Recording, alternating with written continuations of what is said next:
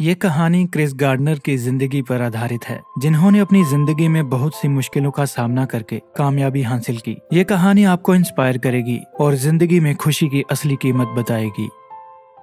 1981 के दौर में क्रिस अपनी पत्नी लिंडा और बेटे क्रिस्टोफर के साथ सैन फ्रांसिस्को में रहता था। उसने अपने सारे पैसे लगाकर बोन डेंसिटी स्कैनर नाम की ढेर सारी मशीनें इस उम्मीद में खरीदी थीं कि वो आसानी से हॉस्पिटल में बिक जाएंगी, लेकिन किस्मत को तो कुछ और ही मंजूर था। वो मशीन एक्सरे मशीन की कीमत से दुगने दामों पर थी, तो जाहिर सी बात थी कि उसे बेच पाना एक जंग जीतने के बराबर था। लेकिन क्रिस को घर का गुजारा चलाने के लिए महीने में कम से कम 2 मशीनें बेचनी ही पड़ती थीं, वरना घर का किराया और राशन का इंतजाम मुश्किल हो जाएगा। इन्हीं हालातों के चलते क्रिस की जिंदगी आर्थिक परेशानियों से जूझ रही थी। 2 महीनों से उसने अपने घर का किराया नहीं दिया था और घर का खर्च चलाने की सारी जिम्मेदारी लिंडा के कंधों पर आ चुकी थी, जो पैसों के लिए डबल शिफ्ट में काम कर रही थी। हर बार क्रिस की नाकामयाबी को देखकर लिंडा थक चुकी थी। उसे लगने लगा था कि क्रिस अपनी जिंदगी में कुछ भी कर नहीं पाएगा और क्रिस से शादी करके उसने अपनी जिंदगी बर्बाद कर दी है। पैसों की किल्लत के चलते उन दोनों में झगड़ा होना एक आम बात हो चुकी थी।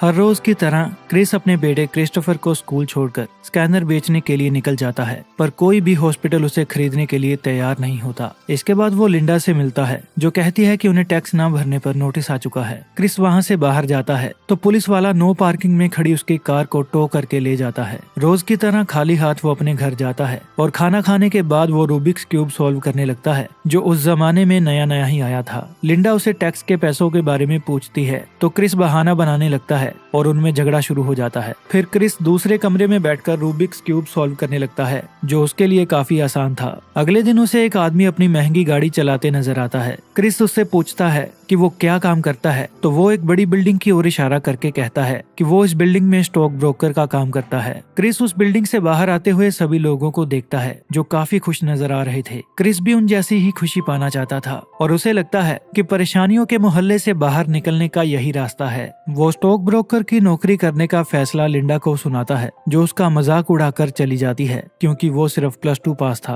अगले दिन वो उस कंपनी में नौकरी का एप्लीकेशन फॉर्म लेने जाता है। वो अपना स्कैनर एक स्ट्रीट आर्टिस्ट के पास छोड़कर अंदर चला जाता है। वहाँ एक आदमी उसे फॉर्म देकर एप्लीकेशन प्रोसेस के बारे में समझाने लगता है, लेकिन तभी वो स्ट्रीट आर्टिस्ट को अपना स्कैनर लेकर भागते हुए देखता है और पूरी बात सुने बिना ही उसके पीछे भागने लगता है, पर वो ट्रेन में बैठकर चली जाती है। अगले दिन वो खुद जाकर अपना जॉब एप्लीकेशन फॉर्म उस कंपनी के रिसोर्स हेड के डीन जे को देता है। जे काफी जल्दी में था, इसलिए उसकी ज्यादा बात सुन नहीं पाता। वहाँ से बाहर आने के बाद उसे वो स्ट्रीट आर्टिस्ट नजर आती है। क्रिस उनसे अपना स्कैनर वापस लेते हुए कहता है कि एक स्कैनर को खो देने का मतलब है कि 1 महीने का राशन खो दिया। उसने अपनी बीवी से आज कम से कम एक स्कैनर बेचने का वादा किया था, लेकिन उसके खाली हाथों की बजाय 2 स्कैनर्स वापस आते देखकर लिंडा निराश हो जाती है। क्रिस्टोफर को उसके जन्मदिन पर बास्केटबॉल देने के बाद वो लिंडा को वापस आए स्कैनर की कहानी बताने लगता है, लेकिन लिंडा उसकी कोई बात नहीं सुनती क्योंकि उसे अब क्रिस पर भरोसा नहीं रहा था। इसके बाद वो जे से मिलता है, जो टैक्सी में बैठकर जाने वाला था, तो क्रिस कहता है कि वो भी उसी ओर जा रहा है और वो टैक्सी में बैठ जाता है। क्रिस अपनी नौकरी के बारे में बात करना चाहता था, लेकिन जे रूबिक्स क्यूब सॉल्व करने में बिजी था। अपना टैलेंट दिखाकर जे को इम्प्रेस करने के लिए क्रिस वो रूबिक्स क्यूब सॉल्व कर देता है और जे इम्प्रेस हो जाता है, लेकिन जे का घर आ गया था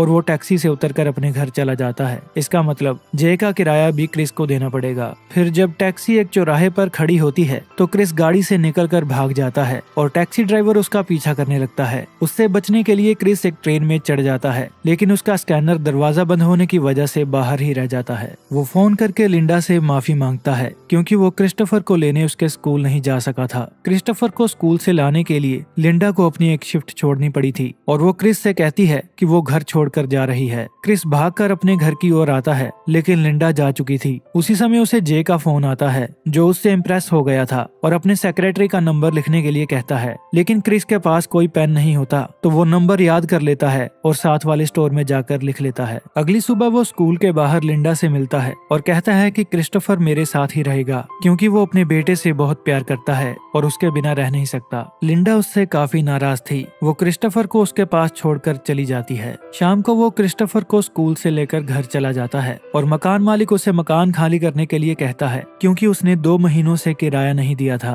क्रिस उससे कुछ दिनों की मोहलत मांगता है जिसके बदले में वो घर को पेंट करेगा और मकान मालिक मान जाता है। अगले दिन जब वो दीवारों को पेंट कर रहा था तब दरवाजे पर पुलिस उसे गिरफ्तार करने के लिए आ जाती है क्योंकि उसने नो पार्किंग का चालान नहीं भरा था। वो पुलिस स्टेशन जाकर चालान भरता है लेकिन पुलिस वाला कहता है कि चालान सुबह 9:30 बजे वेरीफाई होगा और तब तक तुम्हें यहीं पर रहना पड़ेगा। क्रिस कहता है कि सुबह 10:15 बजे उसका इंटरव्यू है लेकिन पुलिस वाला उसकी कोई बात नहीं सुनता। वो लिंडा को फोन करके उसे क्रिस्टोफर का ध्यान रखने के लिए कहता है। अगली सुबह वो अपने इंटरव्यू के लिए भागता है। उसके पास इतना वक्त भी नहीं था कि वो ढंग के कपड़े पहन पाता। क्रिस उनसे कहता है कि वो बाहर बैठकर कोई कहानी बनाने की कोशिश कर रहा था कि वो इन कपड़ों में क्यों आया है, लेकिन वो कोई भी कहानी बना नहीं पाया। फिर वो उनसे कहता है कि चालान ना भरने की वजह से पुलिस ने उसे गिरफ्तार कर लिया था। उसकी ये बात सुनकर सब हंसने लगते हैं क्योंकि चालान भरना उनके लिए बहुत छोटी बात थी। फिर क्रिस उन्हें अपनी पढ़ाई के बारे में बताता है। वो कहता है कि वो अपनी क्लास में फर्स्ट आया था पर उसकी क्लास में सिर्फ 12 बच्चे ही थे क्योंकि वो छोटे शहर का स्कूल था और 12 बच्चों में फर्स्ट आना कोई बड़ी बात नहीं थी। तो कंपनी के हेड मिस्टर मार्टिन उससे ज्यादा इम्प्रेस नहीं होते। क्रिस उनसे कहता है कि मैं एक ऐसा आदमी हूँ, अगर मुझे जवाब नहीं पता तो मैं ये साफ कह दूंगा कि मुझे जवाब नहीं पता है, लेकिन किसी भी चीज का जवाब कैसे पता करना है वो मैं बड़ी अच्छी तरह से जानता हूँ।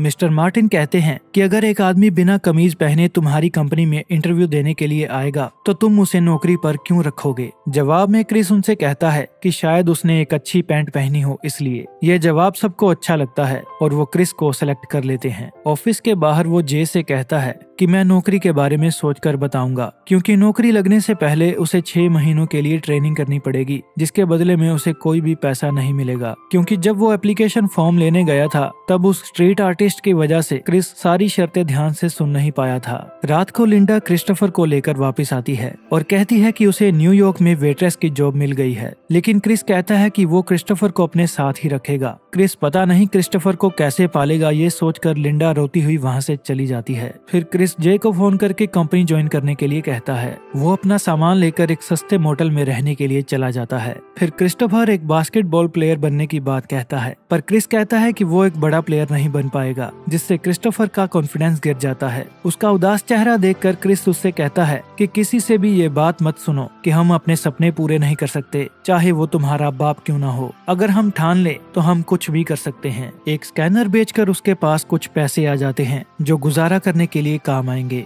फिर क्रिस अपनी ट्रेनिंग पर चला जाता है। सभी कैंडिडेट्स में से सिर्फ एक कैंडिडेट की ही सिलेक्शन होगी। क्रिस के लिए वहाँ टिकना आसान नहीं होगा क्योंकि ना तो वो अच्छे स्कूल कॉलेज में पढ़ा था और ना ही उसे स्टॉक मार्केट की कोई जानकारी थी। ट्रेनिंग इंचार्ज बताता है कि पिछले साल एग्जाम में एक कैंडिडेट के 96% मार्क्स आने के बावजूद भी कंपनी हेड ने उसे सिलेक्ट नहीं किया था क्योंकि एग्जाम के अलावा और भी बहुत सारी चीजें देखी जाती हैं और वो सबको मेहनत करके 100% मार्क्स लाने के लिए कहता है। बाहर आकर उसे मिस्टर मार्टिन मिलते हैं लेकिन वो उनसे लंबी बातचीत नहीं कर पाता क्योंकि एक भिखारी उसका स्कैनर लेकर जा रहा था जो स्टेशन पर छूट गया था। क्रिस उसके पीछे भागता है पर उसकी कार के साथ टक्कर हो जाती है और उसका एक जूता भी खो जाता है। उसे जूते के बगैर ही ऑफिस जाना पड़ता है। क्रिस पर पहले ही बहुत प्रेशर था और उसका ट्रेनिंग इंचार्ज अपने पर्सनल कामों के लिए हमेशा क्रिस को इधर उधर भगाता रहता था, जिसकी वजह से उसके काफी जरूरी काम छूट जाते थे। उसे अपने सारे काम खत्म करने के बाद क्रिस्टोफर को स्कूल से लेकर काफी लंबा सफर करके घर जाना पड़ता था, इसलिए वो अपने फोन का रिसीवर नीचे नहीं रखता था और लगातार फोन करके वो अपने 8 मिनट बचा लेता था। वो पानी भी नहीं पीता था ताकि उसे वॉशरूम न जाना पड़े। जो काम उसके साथी 9 घंटों में पूरा करते थे उसे वो 6 घंटों में पूरा करना पड़ता था। ऐसे ही चलते हुए 2 महीने बीत चुके थे पर क्रिस के हाथ कोई भी बड़ी सफलता नहीं लगी थी। तो वो अपने सबसे बड़े क्लाइंट को फोन करता है जो क्रिस को 20 मिनट में अपने ऑफिस पहुंचने के लिए कहता है। क्रिस फौरन ही वहां से निकल जाता है लेकिन ट्रेनिंग इंचार्ज उसे अपनी गाड़ी पार्क करने के लिए कहता है, जिसकी वजह से क्रिस वो मौका भी खो देता है क्योंकि उसने 2 महीनों से किराया नहीं दिया था तो मोटल वाला भी उससे किराया मांगने लगा था। उसका सबसे बड़ा क्लाइंट फुटबॉल मैच देखने जाने वाला था और इस बात का फायदा उठाकर क्रिस अपने बेटे को साथ लेकर उससे मिलने चला जाता है। वो उस दिन वक्त पर ना पहुंचने के लिए माफी मांगता है और उसे मौका देने के लिए शुक्रिया कहता है। फिर वो आदमी उन्हें अपने साथ फुटबॉल मैच देखने के लिए बुला लेता है। मैच मैच के दौरान वो क्रिस से कहता है कि मैं तुमसे इम्प्रेस हूँ, लेकिन इसका मतलब ये नहीं कि मैं तुम्हारी कंपनी में पैसे लगाऊंगा। क्रिस की वहाँ बात नहीं बनती, लेकिन क्रिस्टोफर काफी खुश था जो मैच एंजॉय कर रहा था। अगली सुबह उसे इनकम टैक्स का नोटिस मिलता है। क्योंकि उसने टैक्स नहीं भरा था तो डिपार्टमेंट ने उसके बैंक अकाउंट से टैक्स के पैसे काट लिए थे।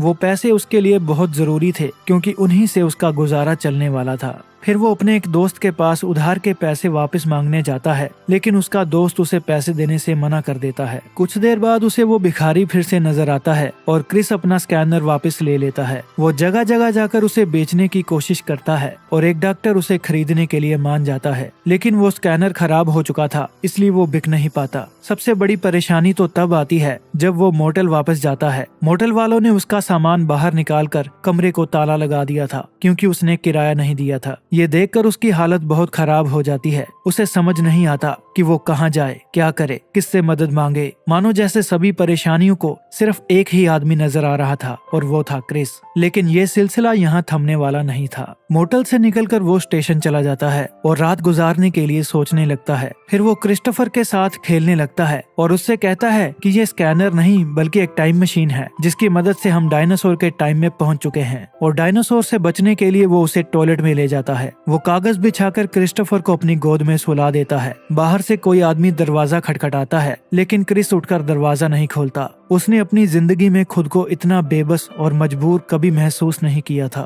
तो उसके सब्र का बांध टूट जाता है और वो रोने लगता है। अगले दिन वो रहने के लिए एक चर्च में जाता है जहाँ बहुत लंबी लंबी लाइंस होती हैं। चर्च में जगह कम थी तो जो वक्त पर आ जाता था उन्हें जगह मिल जाती थी और बाकी लोगों को वापस भेज दिया जाता था। वो स्कैनर को ठीक करने की कोशिश करता है, लेकिन उसका एक पार्ट खराब हो गया था और नया पार्ट खरीदने के लिए उसके पास पैसे नहीं थे। अब क्रिस की परेशानियां दुगनी हो चुकी थी। उसे वक्त से पहले अपना सारा काम खत्म करके अपने बेटे के साथ चर्च की लाइन में लगना पड़ता था ताकि उन्हें जगह मिल सके। ये स्ट्रगल उसकी जिंदगी का सबसे मुश्किल दौर था, जिसकी वजह से वो खाना पीना भी भूल चुका था। उस चर्च में क्रिस की तरह सैकड़ों लोग थे जो अपनी जिंदगी की परेशानियों से जूझ रहे थे। अगले दिन वो अपनी इंटर्नशिप का फाइनल एग्जाम देता है, लेकिन उसके चेहरे पर नौकरी मिलने का कॉन्फिडेंस नहीं होता। वहाँ से बाहर आकर उसे मिस्टर मार्टिन मिलते हैं जो अपनी टैक्सी का किराया देने के लिए क्रिस से $5 उधार मांगते हैं क्योंकि वो अपना पर्स भूल आए थे। क्रिस के पास बहुत कम पैसे बचे थे पर फिर भी वो $5 दे देता है। आज रात उन्हें चर्च में जगह नहीं मिलती तो वो क्रिस्टोफर के साथ ट्रेन में ही सो जाता है। पैसे इकट्ठा करने के लिए वो अपना खून बेचता है और उन पैसों से स्कैनर का पार्ट खरीदकर उसकी रिपेयर करता है। फिर वो स्कैनर बेचकर कुछ पैसों का इंतजाम करता है ताकि आज रात वो होटल में जाकर आराम से सो सके और कुछ देर के लिए अपनी सारी परेशानियां भुला सके। अगली सुबह वो क्रिस्टोफर के साथ बीच पर जाता है और कुछ सुकून भरे पल जीता है। आज उसकी इंटर्नशिप का रिजल्ट आने वाला था और वो अपनी सिलेक्शन के बारे में ही सोच रहा था। मिस्टर मार्टिन उसकी नई कमीज की तारीफ करते हैं। क्रिस उनसे कहता है कि आज उसकी इंटर्नशिप का आखिरी दिन है, इसलिए वो आज नई कमीज पहनकर आया है।